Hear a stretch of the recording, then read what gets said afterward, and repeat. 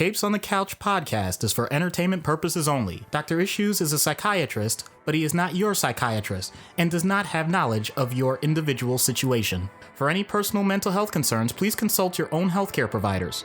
For medical emergencies, please call 911 or the designated number in your area immediately. Remember that you are not alone and help is out there.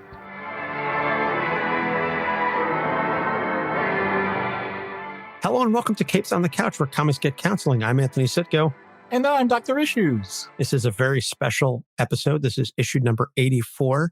We are speaking to one of our favorite people. This is a third time on the show now, second full interview, plus I'll count the interview we did at New York Comic Con. The amazingly talented, and I also might add a wonderful person, which is just as important to mention, ERICA SCHULTZ. ERICA, thank you so much for taking the time to speak with us. Thank you. I'll be sure to send the check for that. I swear but I feel like it's important to not only mention that you are talented, but also that you are a wonderful person. Because so not all talented people are jerks. That's what you're trying to say. Yes, and not all wonderful people have talent. So I do appreciate that. I do appreciate that.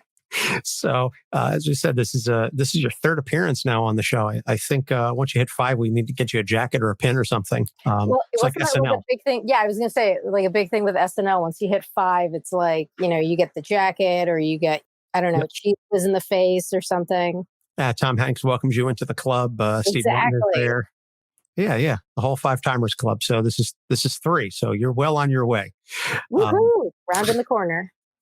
There you go. You're more than halfway there. So for those of you who do not know, we had ERICA on first time last year to speak about her project, 12 Devils Dancing, which I absolutely adored. And then we had an opportunity to speak to you again at New York Comic Con.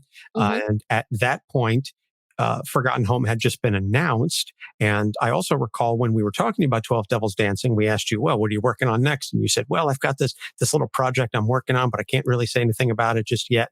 And so then we talked to New York Comic Con, and it had just been announced. And I think maybe it was coming out that week or the week after. And now we speak to you and Forgotten Home has just ended. So at least for me, I feel this connection to this project because I was there, I knew about it before it was announced. And then I was right there when it was formally announced. And now we're here. I feel like I've been with this project from conception to graduation. Well, to be honest, it was conceived probably back in 2014, but from announcement to graduation. How's that? Okay. There you go. Yeah. See, there you go. Pissing in the cornflakes. I'm the person with the big, I have the big pin and I just go and pop everybody's balloon. That's okay. We love you for it. It's part of your charm.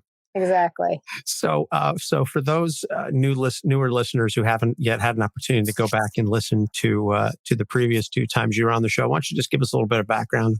Some of the stuff you've worked on previously. Just a little 30-second elevator pitch. Who is ERICA SCHULTZ? ERICA SCHULTZ is a writer who's done work for Marvel, DC, Dynamite, Action Lab, which is where 12 Devils Dancing is, Comixology Originals, which is where Forgotten Home is. I'm also an instructor at the Kubert School, which is also known as Comic Book College. And I'm an instructor. I'm a lettering and production instructor at Comics Experience, which is online comic book college, for lack of a better term.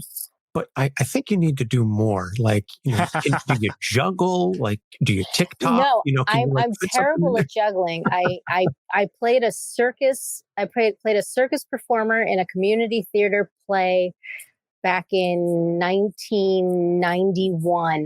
And the only thing I could do was a cartwheel.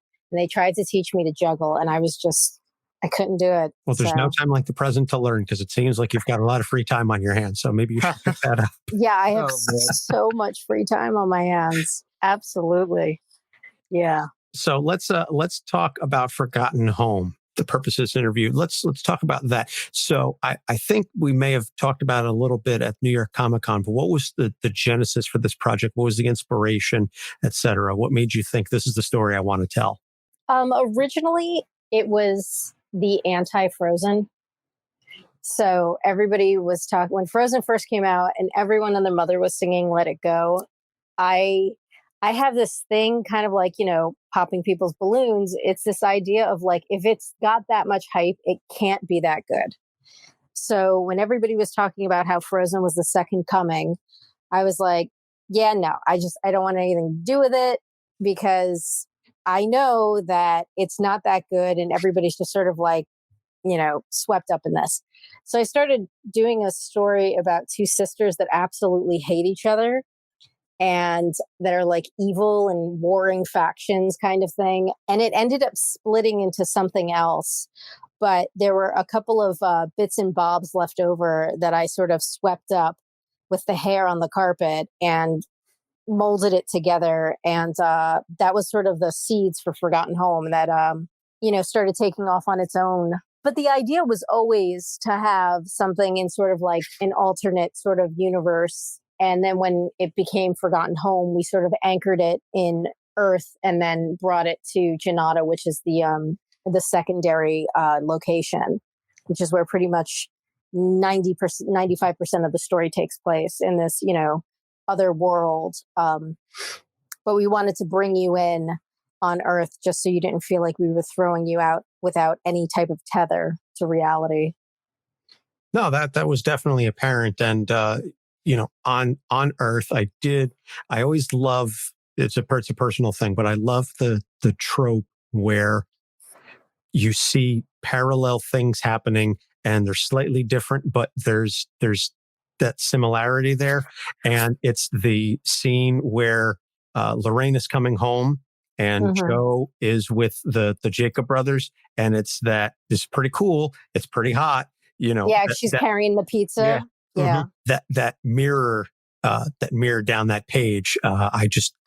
That's a personal thing. I love when that trope is done, when it's done well, when it's done organically well. And I think this was an excellent example of that. And I also appreciate throughout the book a number of the callbacks, both from a writing standpoint and then also from a visual standpoint. The moment where Queen Rani awakens Joanna, calls back to, or is it foreshadowing? I forget which one we see first, but we see the interaction with her sister first. Okay, we do see the interaction with her sister. I'm trying to avoid major spoilers, but we do see, from the visual perspective, there's that again, that mirroring. So I thoroughly enjoyed that. Speaking of the imagery, Marika Cresta, how did she come on board? Was it a situation where she was like your first choice as an artist, or were you sort of, from a procedural standpoint, I don't exactly know how that works, where an artist and a writer come together on a project. So I had actually, Marika was a choice that I hadn't been familiar with her.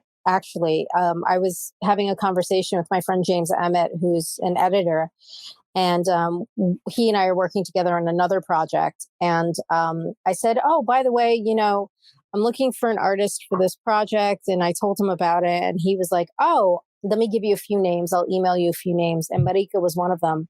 And I looked up her work and I thought she was fantastic. So I reached out and she had an opening. And I said, "Okay, well, this is going to be an 8-issue series. This is going to be, commitment." And she's like, I like the story. I like where it's going. Let's do this.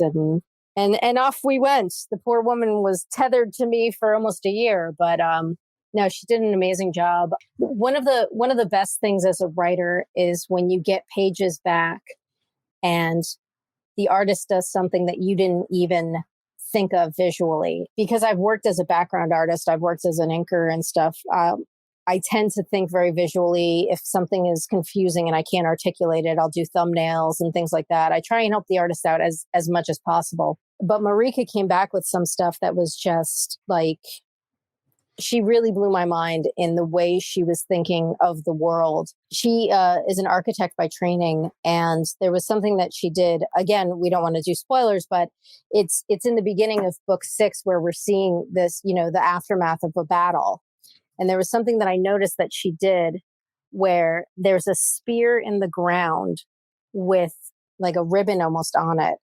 And what that does is that anchors the location. So any other place that you move, that spear is in the background. So you know where you are in relation to it. I mean, it's something that I didn't even think to do, but she did it. And it helped her just in general to sort of stage out the scene and stuff. But Yeah, she's just phenomenal. She really is. And now she's working on Dr. Aphra for Star Wars and Marvel. So I wish her nothing but amazing luck and success. And if I get to work with her again, that'll be great. So, wow, I did not know she was working on Dr. Aphra. Okay, well, then I will definitely have to give that book a read then. I've heard nothing but good things about just the character in general, but now that we know that she's on it, I have to... I'm going to be honest here. That is amazing in terms of just thinking about settings and backgrounds in comics. I mean, obviously this is your forte, but I hadn't really thought about it that way. That's amazing, just to make sure that everything is kept in place that way. Well, you think about it, I mean, like the scene is literally just this like sort of giant battlefield. I mean, you think of like the photos that you've seen of like Gettysburg, like that was kind of like the reference point. Right. But the fact that she had this one spear just sort of like sticking out, and then as you went page to page, it was somewhere in the background. So it gave you some sort of like, it was kind of like a compass, it gave you a North Star, which I thought was so fantastic. So I was just, every page that I got, it was bowled me over. She really is and she's a wonderful person. She's incredibly sweet. And she really is a very talented woman and very skilled woman. And I really hope that she does like amazing things. Well, she's booked on Dr. Aphra, so that's... Yes, exactly. So that is definitely, she's definitely got a lot of good stuff ahead of her. Yeah, that's an incredibly high profile gig. So I know when we spoke at Comic-Con, and I think I may have asked you this question to some extent, but I remember you mentioned that several of your characters have a lot of daddy issues, and instead this one has mommy issues. So how much of ERICA SCHULTZ is in Lorraine and Joanna and Queen Ronnie? I would say there's a good amount of me in all of them, because they're not specifically super ego id, but you can kind of see a little bit of it there. Like Joanna, obviously she's a 14, almost 15-year-old teenager. Of course she's going to be impulse. Like that's teenagers have zero impulse control. Teenage girls have even less than that. So she's obviously not 100% id, but she's driven by her emotions. She's driven by, there's like zero forethought in anything. It's, I got to go do something, or I want to go do something, and I'm going to go do it. And hell if I know if it's going to work out. Lorraine is the most measured, but at the same time, she is a hot mess too. Just because they both, Joanna makes a lot of mistakes, but she's a teenager. She's allowed to. When you're an adult and you make a lot of mistakes, especially when you're a parent and you make a lot of mistakes, there's this like horrible curse over you because, parents are supposed to have all the answers. And I know as a teenager, I thought parents had all the answers. I actually have a very strong memory of sitting in my best friend's parents' house and complaining about my mom, and my best friend's mom saying to me, we're human too. And that was like a revelation to me. 16-year-old ERICA sitting at the breakfast bar going, wait, what? Like it didn't click with me that parents are actual human beings.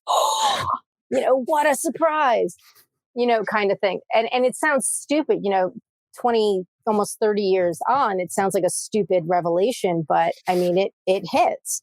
And Joanna kind of has that revelation as well. But Rani is just unchecked power. She is unchecked power and control. And I would love to have that much control and power over people. Wouldn't we all? Exactly. Hey, I wouldn't. Damn it. I always rebel against that. But then again, that's a different story. That's my issue. Never mind. But I mean, like, just, to have just sort of this, do what I say or get out of my way kind of thing. In certain cases, that is a very enticing offer. But yeah, I mean, I think that Lorraine, I wanted to show I didn't want anybody to accuse her of being a Mary Sue, which I think is just a stupid thing to begin with. But I wanted the idea of, yes, she's the hero. She's the chosen one. And she not only falls flat on her face, but she falls flat on her face down a mountain, past the bushes, into like the bog of eternal stench, and then has to find her way to climb back up. You know, she messed over a whole bunch of people, and she's got to eat crow for that. She's got to find her daughter. She's got to find other kids. She's got to, you know, she always thinks that she's doing the right thing. And it's just not turning out the way she wants it to, no matter how hard she tries. And I think that that's a relatable thing. I think that that's something very relatable, not just for parents, but just for people in general. You know, you work really hard at something. You try really, really hard for something to work out. And sometimes it just doesn't. And there are people who will be paralyzed by that. And then there are people who will say, all right, let's try and find another way. There are moments in this story where Lorraine is paralyzed by that. And I think at some moments she almost takes solace in that as a way of just being like, oh, so I'm not the chosen one. Okay, I'm done with this responsibility stuff. But then that's when the supporting characters sort of come in and build her up and say, no, you know, you think that you're just a cog in this. You're really not. Like, you're the clockmaker. Like, we need you. Yeah. Absolutely. I mean, I personally can't relate to the whole failure thing, but you know, well, we can't all be perfect, Anthony. We cannot all be perfect, but you know. Oh yeah. Goodness gracious. Yeah, I mean, even your description with that, I mean, that's classic. I know sometimes when we mention things like, sometimes we go with the dramatic of PTSD when we think of fight or flight when it comes to stress. I mean, it doesn't have to get to that point. It simply is you have major choices that you have to make. And the idea that sometimes you just want to, you know, just kind of throw your hands up and just put it, you know, just put it away. I can't do it. Not right now anyway. Maybe I'll come back to it later. I'm out of spoons. Yeah. as the expression goes. So Lorraine, I think one of the biggest things, at least from my perspective, from my reading, is that she tries so hard, and so much of the story is centered around the fact that she's trying to keep Joanna safe, and it backfires on her spectacularly. Yes, spectacularly. And so what was, I guess, the idea behind that was trying to show, was there a message you were trying to get across about parenting, that no matter how hard you try to protect your kids, you can't save them from everything? It wasn't even that I mean, I'm not a parent myself. I'm an aunt and a godmother. So, and there are plenty of things that I would love to protect my nieces and nephews from. But as I've learned over the years, just like people tried to protect me from stupid stuff, you know, growing up, you kind of have to learn on your own way. But I think the idea was more just to show that you want to make God laugh, you make a plan. So Rani was a very, what's the word I'm looking for? Austere mother. And Lorraine had this incredibly restricted life. She, you know, from the day she was born, she had her destiny, she had her mission, and that's all her entire life was going to be about. So she thought in her mind, well, if I do the opposite of that, I give my daughter freedom. You know, obviously there has to be rules, but I give her freedom. I let her express herself, be who she is. Then she won't ever want to run away like I did. Completely foregoing the fact that, you know, kids are going to resent their parents no matter what. You know, that's just, I think that's just hormones. But, you know, but I'm not the doctor here. No, you're right. You're right. You're pushing a rebel to, you know, a further boundary. You can't even see the horizon anymore. And if you think about it, I mean, Lorraine in and of herself had that sort of rebellious streak. So she shouldn't be surprised when her daughter shares that same rebellious streak. But she thought it was more of an environmental thing. And I think that's what she was sort of banking on, this idea of, well, my mom was so strict that I had to run away. Now I'm going to be the cool mom, you know, for my daughter. And then my daughter's going to love me. She's never going to want to run away. Well, yeah, it doesn't work that way. Right. So, Doc, I know you had a note here about the children that were taken from the home. Right. I mean, I know that's her job, and she was putting her effort into it. She wanted to get to the bottom of these cases, especially when she realizes why these children were taken. But at the same time, I definitely noticed one particular part to this where not all the children are looking to be saved. Yeah. And I think that was incredibly powerful. I wanted you, if you could, to just talk on that a little bit. The idea that this was an opportunity. This is something where, children, maybe they didn't want it to happen this way, but they may have a fresh start. Yeah. Jessica Gallagher was the young woman who specifically wanted a fresh start. She was one of the young women who was taken, but it was less dramatic than what we see between Joanna and Mika, their abduction, or Mika's abduction rather. Jessica was in a very bad situation, and this for her was an opportunity to go from someplace where she had zero control to someplace where she would be there was at least the illusion of control, or the illusion of her own agency. And when I was writing it, part of me, the original ending was very, very different. When I had originally plotted this out several years ago, the original ending was very different. But I decided to sort of tweak it. And originally it was this idea of like Lorraine was going to force these kids to go home come hell or high water. And it was not going to be this like pleasant, happy ending. I mean, it's still not that happy of an ending, but I mean, it's happier than originally thought. But I wanted there to be that moment between Lorraine and Jessica where she says, it's okay, I'm going to be okay. Despite the fact that Lorraine's head is saying, no, but the only way you're going to be okay is if you're going to be back at home, not realizing that home is not the best place for everybody. And definitely because Jessica was, in an abusive household, that was not the best place for her. And I think Lorraine had to stop for a second and think, because Lorraine was thinking about Jessica's dad being like, as a parent, the only thing you want is your kid back, whether or not you're a garbage parent or not. Yeah. So I really thought very long and hard about how I was going to frame that and how I was going to allow that to happen originally, because I didn't want it to be like a screw you dad moment. I wanted it to be more of an as opposed to being like a negative moment. I wanted it to be more of a positive, empowering moment for Jessica and for Sansa, that they leave together. And it's this idea of we're going to protect each other. So I'm glad that you felt that resonated with you. So at least I did something right. Well, I think that was just amazing in the sense that, as you said, with most parents, we may not have all of the perfect ideas, but to be honest, when things get stressful, we like to think our word is the final word. And our children still teach. Even at a young age, I still learn from my daughter. I'm just saying, I really did appreciate that. There are times where she will surprise me with things that I just don't think about.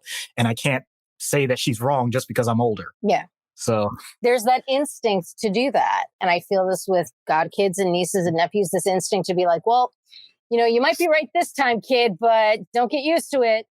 At the same time, you're more or less just telling them to sort of blindly follow those who are older than they are, which isn't exactly the right way to go.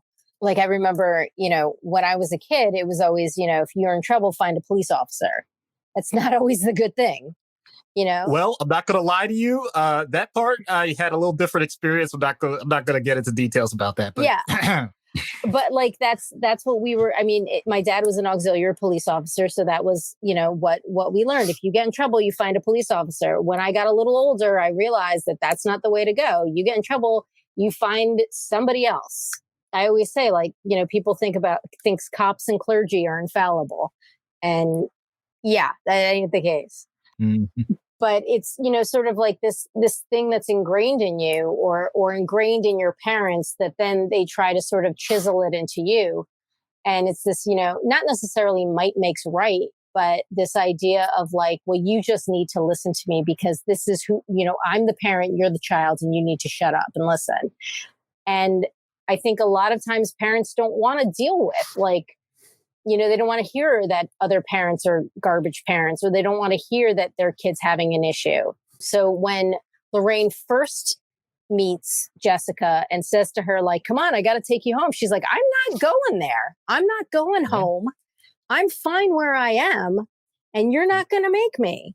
And, I know you think you're right, but you're not. So, your dinner will be here in a couple of minutes. Sit your ass back down. Yeah. There are people who want authority to be respected because it's authority, and that's tautological and doesn't actually have any basis in reality. So moving to Rani. Yes. Rani. Okay. Yeah. Rani. Okay. She starts off like just from jump as just a very unlikable character. I think she's the villain. She has to be unlikable. Well, not every villain is necessarily unlikable, but I think here it's just we're introduced to her where it's just bam, and the contrast between her and her sister is obvious again from jump. And I'm just curious from a writing standpoint, what is the source of the prejudice and the hatred towards the Chlamibians? It's Cholumbans. Cholumbans. Okay. Sorry. Yeah. Just make up all the words, Erica. Just make them all up. Basically, I have an outline that sort of takes this story 60,000 years ago. And basically, it comes from this idea of, basically 60,000 years ago, you had these two types of people that were very similar living on this, plot of land, planet, whatever.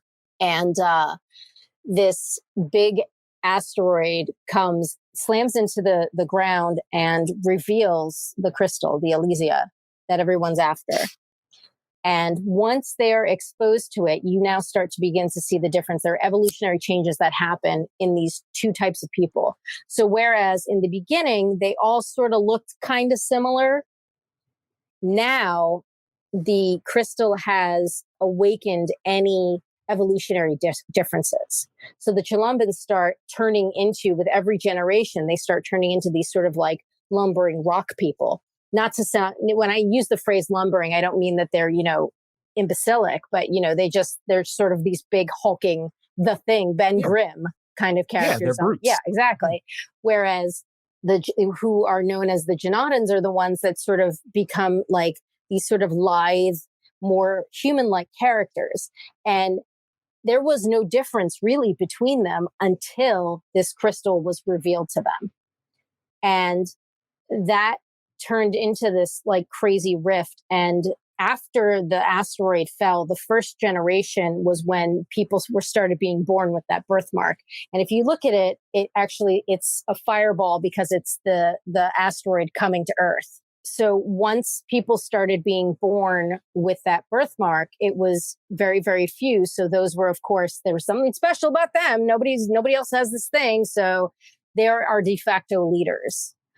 And it just sort of, you hand somebody a crown, basically a scepter, what's going to happen? So, generations upon generations upon generations of this sort of warring factions. And I mean, just look at Earth, this idea of fighting over resources. I mean, this is not a new idea. In one interview, somebody said, where'd you come up with the idea? And I'm like, history? Well, think about it. I mean, we think about all the resources that are mined from the earth. The people who are doing the physical labor are not benefiting from, whether you're talking about precious metals for our cell phones and our laptops and our headphones and all that other stuff. If you're talking about, even diamonds, because diamonds are used in manufacturing and things like that, oil, everything. These are the people who are the ones that are doing the backbreaking work are not the ones that are actually benefiting from the hardest of labor. So what used to be this sort of like ignorance is bliss kind of world, automatically there's now something that everybody wants and there's something to fight over where there wasn't before. And that's when, there are sort of peace treaties throughout every once in a while, but then the next, crop of leaders that come in, some of them don't want to play nice. So, when we start seeing Krillista and Rani, we learn about how their parents tried very, very hard to make a peace treaty. And it was working and everything was cool. Things were tense, but Nobody was like stabbing other people randomly. Things were okay. Everything was cool. All right, fine. But Rani was the one who just, first of all, she felt like her sister was too soft. And, why does she get the throne? Well, because she was the older one. And, and also she had the big fat birthmark right on her face. And, well, I don't think she's right. And her sister literally says, she's like, well, then you would make a really poor queen. So Rani has to find a way. She feels that the status quo is the subjugation of the Chalaman, not just the fighting, but the pure and utter subjugation. And so she feels that the only way that she can get it to what is, quote, right in her mind, in her twisted sense, is this idea of then, well, the war has to start again and we've got to start it and we got to start it with a bang. And she does in a horrible, horrible way. Yeah, that's pretty much a guarantee for something like that to happen. That was pretty poignant. The idea that, that really spoke to me just in general. The idea that people that feel unheard one way or another, if you wait long enough, they will scream out, or they will shout out, or they will punch out, or they will do whatever is necessary. I was going to say this is very timely and prophetic in a sense. Well, yeah, there was. I wrote a story in 2013 about Russians hacking the election, so don't even start with me about prophecy. Oh man! Wow. Okay. Yeah, it's long story short. A Russian sleeper cell agent, working an ice cream truck in downtown Manhattan. And it was 2013. And I went back to the archives. I went through all my boxes and I was looking at it. I was like, no way. Really? Damn it, Erica. But if I tried to sell it back then, nobody would have believed me. Well, I think I forgot who said this, but storytellers don't just write fiction. They write the future. That is so incredible. In a scary, scary way.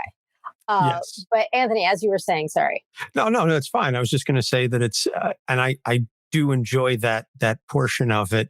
And I am hopeful that despite all of the bloodshed that happens in the story, that the ending where everyone works together and realizes that this resource can be for the benefit of all is maybe the ending that we can achieve at some point, hopefully with far less bloodshed than happened with the Chalamans and the Junaidans. But, fingers crossed, that's the eternal optimist in me. But the other thing I wanted to mention about Rani is her narcissism is on full display throughout the entire story. And what I like. What are you talking about, man? She gives people plenty of choices. Well, that's what I was going to say. She claims to give people choices, especially with Joanna, but it's only a choice that works for her. It's like, is it Hobson's choice? I think is from a storytelling standpoint, where it's like you don't really actually have a choice. You're presented with this false option, but it's my way, or there is another way, but you don't want that way. Yeah, Joanna comes into this story with a lot of resentment, and you don't even need the resentment to be easily manipulated as a teenager. You really don't. And so the resentment against Lorraine versus this idea of, I'm kind of a freak on earth, but now look at me, I'm a princess and I get to live in this fabulous place. And my grandmother looks like my mom. Like, she's like gorgeous, and holy crap, like this is like the life that my mom kept for me all these years. Like, what the hell? So she was just ripe for manipulation. And that's exactly what Rani did. She said, okay, great. Obviously, my daughter seems to be some type of a lost cause. I might be able to, milk my granddaughter for this and see what I can get out of this one. Because at this point, I need somebody who's going to take the throne. And if I can manipulate them from scratch, then maybe this will be pretty good. Things don't work out that way, though. No, they do not. So Now, when we spoke about 12 Devils Dancing, one of the things I Very said, different story. I was going to say, yes, a very, very different story. But one of the things that I noticed there, and I also did catch that it made your website, is about the secondary characters and how well developed they are and how they are fascinating. And for me, Trodaire is a very fascinating character because I find him to have so many divided loyalties. Yes. Between the Crown and Lorraine and Carol. I wasn't going to name the character, but okay, yes, Carol. So he has so many divided loyalties, and yet he still ultimately always tries to do the right thing. He is so tortured. Yes, and I wanted to give him a hug at the store because I was like, you poor man. He was originally, when I was originally talking to publishers, they wanted the story to be 5 issues. They wanted it to be a shorter story. And I thought, oh, okay, let's see what happens. And so I started thinking about him, Bajek, and Zagal as these sort of almost throwaway characters. But when we landed with Comixology Originals and they said, you know what, tell the story you want to tell. And, God bless them for that. Tell the story you want to tell. Take your 8 issues. I said, all right. So I started really sort of fleshing them out more. I really had a lot of fun writing Bajek and Zagal and their relationship and their back and forth, because everybody knows a couple like that, that just bickers, and the way they act toward each other, you're like, man, they must hate each other, and they don't, and they love each other so much, but they're the ones that are constantly sniping and bickering at each other. So I was like, I got to get that in there. But I also wanted to show for lack of a better term, there is a human face to war. And that's why I wanted Vector and Janchi and Deco to be the human face for that. I wanted them to, like, when Janchi takes Lorraine's hands and basically says, like, we've been lucky. Our son has not been killed. We're the lucky ones here that he survived. But do you know how many parents haven't had that? And it's almost like a mom to mom conversation. And that's really what convinces Lorraine to say, okay, I'm going to do it, is this sort of mom to mom moment.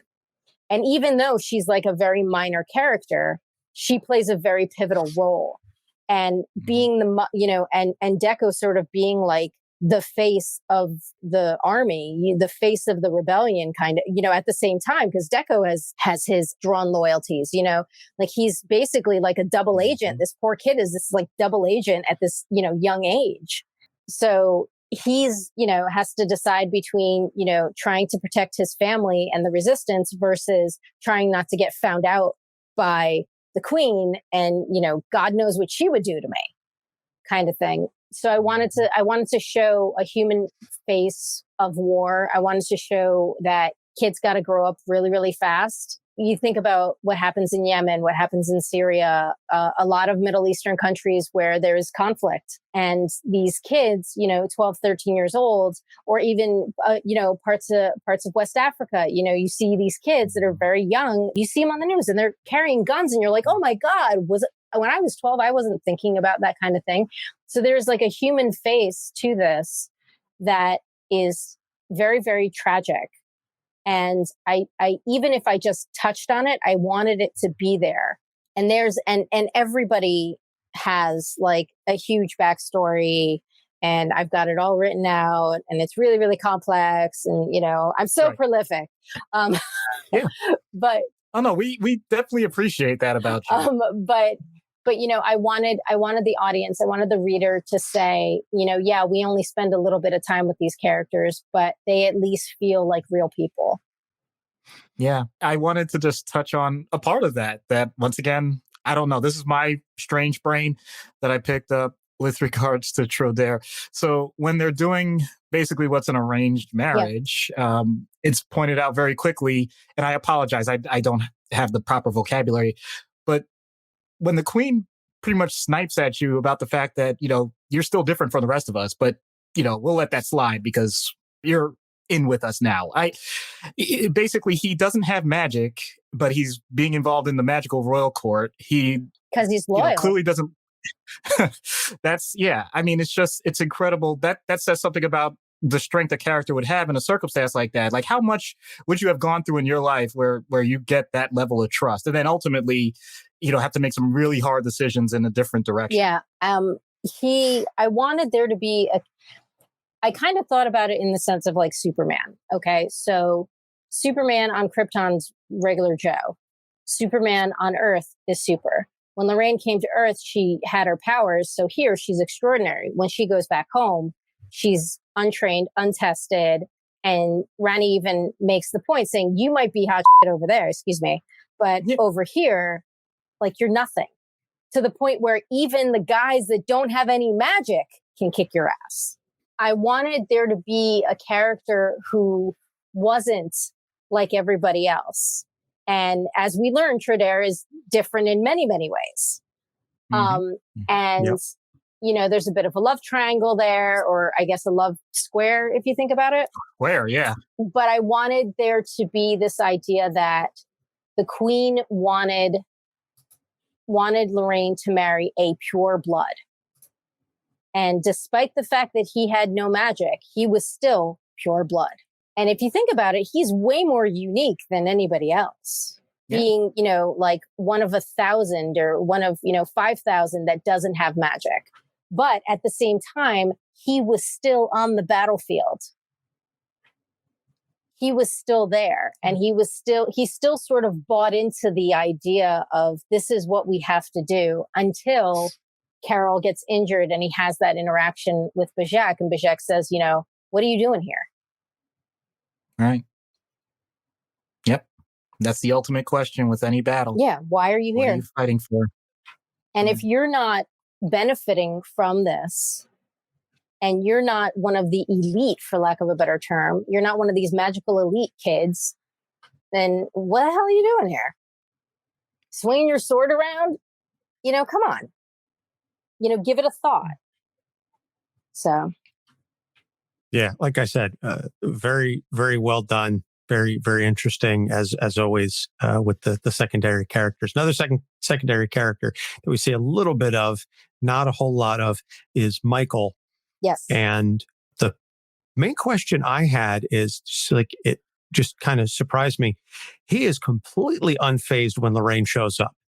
He's just like, yeah, cool. All right, I'm gonna go surf. Like, I just picture him in my head, like my Uncle Kevin, rest in peace, always was just like, hey man, just it's cool, man. It's whatever. And he just has this complete nonchalant. Is he like the stereotypical like high stoner surfer dude? Is he like Jeff Spicoli? No. He's not like a high surfer dude because he was going into the army. I was going to say it's a military. He was going into the army. He was a hell of a mechanic. He's just, there are very few people that I've met in this world that just sort of take things. They live so in the moment that they just take things as they come. And there are some people that have that gift. They genuinely have that gift. And him having that sort of loosen up, to be a little looser with things was a very good influence on Lorraine in general, because you see where she was coming from. He has this like, hey, there's this random alien chick on the beach. Can I give you a lift somewhere? He really was he reminds me of a couple of people I knew in high school who knows where the hell they are now, but he's just has that gift of just, I'm just going to take it as it comes. I'll think of the answer in 5 minutes. We all have those people from high school. Yeah. I think we all wonder what the hell happened to them. But Joanna kind of has a little bit of that in herself too. This idea of like, just roll with it. And she sort of, again, hormones play a hell of a role, but she sort of, tries to sort of roll with things and okay, well, my friend's getting kidnapped. Let's just do it. Or, hey, there's these two like good looking guys at the mall that offer to give us a ride, even though never get in the car with strangers. Hello. So, yep. Yeah. So some teenagers. Yeah. Damn unsupervised teens. As our friend Chad from P3 show would say, damn unsupervised teens. So a couple last questions. Do you have any ideas, without giving too much away, do you have ideas for a potential sequel based on the way the story ends? Yes. Okay. Well, that's declarative. I'm certainly not going to ask you. I'm not going to probe you for anything further. I do. I would love to explore things even before this, like that whole 60,000 years ago kind of thing. Like I would love to go 2001 Space Odyssey on it. I think that there's a lot of room to explore more stuff. I would have loved to have made this like a 30-issue series and really sort of branched out. Obviously, things didn't work out that way, but I think that the foundation has been laid for some really good stories. I mean, I'd love to explore Deco's story more. I would love to explore Trudaire and Carol more. Carol is a little bit like the other side of Michael, in the sense that like this sort of like take things as they come, don't really take life too seriously kind of thing. And unfortunately that has consequences when it comes to relationships. Indeed. Right. But even after that, he's still kind of like, whatever, we're still friends. Everything's cool. Like he doesn't, his number one thing is let's get the queen off the throne. And then, maybe we'll talk about something serious. But aside from that, hey, let's have some drinks, mess around, the cool guy. Yeah. Make out with the princess, I do think that there is sufficient lore in the story and the background that's been laid that you can definitely mine that for a future series. I mean, to be honest, like my medical mind came to bat where Elysia itself, like that as a quote unquote substance. I'm like, the way that, the royal family, how they rely on that stuff, but can't do anything with it. I'm like, man, this is a drug ring. Yeah. Well, that's the thing is like, it actually, the idea was that because it's been around now for all these years, it's been around for like 15,000 years, it's in the atmosphere. So when De Gaulle says to her, that's the problem. And it says to Lorraine, that's the problem. You screwed all of us up. She's like, well, you can't, it's in the water. It's in our air. It's in everything. Like it's literally, it's part of our economy. It's part of everything. It's like, yeah, you can't remove it, but you can find a way to make it work for everybody else. And that's kind of the thing. But yeah, it's a power source. It helps heal certain people. It can drive you mad if you're not careful, kind of thing. So, yeah. But, the interesting thing about the sort of the evolution of these two types of beings is that one is more physically resistant to certain things and one is a little more delicate. We always joke about, human beings are the top of the food chain on Earth, but we're really physically delicate. Like we really shouldn't be.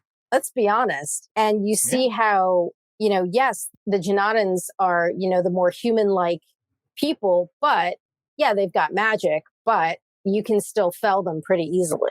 Yeah, we're only at the top of the food chain because of our brain. It's certainly not anything because of our physical ability. So yeah, that's all. Like I said, there's so much there, and I really do hope that at some point down the line, whether it's Comixology or somebody else, that you do get an opportunity to go back and tell some of those stories. Because I think, like I said, it's fascinating, and the groundwork that has been laid for the universe building, I think, is astounding. Last question. And it doesn't really have anything to do with the story per se, but obviously the industry is reeling from the loss of Dennis O'Neil. And I just wanted to know, as a writer, if there was any influence that he had on you, whether or not you had a chance to meet him. He was, certainly a legend in the comics industry. And I just wanted to know some of your thoughts on him and the stories that he told over decades. I never had the chance to meet Denny O'Neil. I would have loved to. I worked at a studio with Neil Adams for almost 8 years. So Denny was a staple in terms of conversations because he and Neil worked together for so long. I mean, they had Green Lantern, Green Arrow run is just, if you want to talk about, social issues, it's funny when people say, oh, keep politics out of comics. Well, then don't read that run. you know, you stay. We've actually had that. We've had that discussion on the podcast. Yes, we did a whole episode on it. Yep. Yes, stay away from that run and half of DC Comics in the 70s. But I think as an editor, as certainly as a writer, he helped craft some seminal stories between his work, sort of crafting and curating up and coming creators as an editor. Everybody I know, whoever worked directly with him, said he was a total class act. And I would have loved to have met him, but his work stands as literary. People think that comics are just comics, funny books, whatever. That man wrote literature. He really did. It's a huge loss just in general. Just the world always needs more art, more creations. And that's kind of leaving a big hole with where these, great stories came in. I did learn actually that he was the one who named Optimus Prime. Yes. I did not know that because my husband is a huge Transformers fan and he had mentioned that. And I was like, really? So now that's even a bigger thing because I was a huge Transformers fan as a kid. And so now it's like, oh man, Denny O'Neil influenced that part too. Because we all know that when Optimus turned gray and died, like we all died. Yes. But yeah, he was a Titan.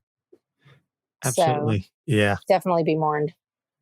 Absolutely. And we said on our social media that he was responsible for some of the greatest stories in fiction, period. Like comics or otherwise, just in fiction. Yeah. He was an amazing writer and his legacy will live on in those incredible stories. So that's gonna wrap things up. So Erica, thank you so much as always for taking the time to speak with us. And thank you for having me. So I guess we'll wrap it up with first off, where can they find you on the interwebs? On the interwebs. Okay. So on the Twitters, I am ERICA SCHULTZ 42. On the Instagrams, I am ERICA SCHULTZ Writes, WRITES. You can go to my website, ericaschultzwrites.com. And yeah, that's it. I'm kind of on Facebook, not really. I very rarely go. So Facebook's probably for the best. It's probably stay away from Facebook. Yeah.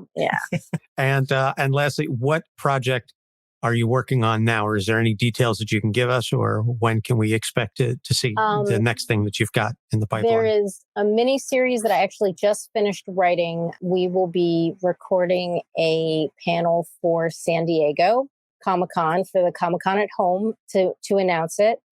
I'm also editing for Mad Cape Studios. So we're going to be announcing hopefully by the end of July, early August, possibly. I'm not saying anything official, but we're going to be announcing the creative team on a book that I'm editing, which is a lot of fun. And the creative team is really some awesome people. Excellent. Well, looking forward to that as always. I'm sure whatever projects you are working on in the pipeline are going to be just as fantastic as everything we've read from you so far. And looking forward to bringing you back for time number 4. On the show when I got to work toward that jacket. There you go. Yep. We'll start squirreling away some of the Patreon money now to get you the jacket.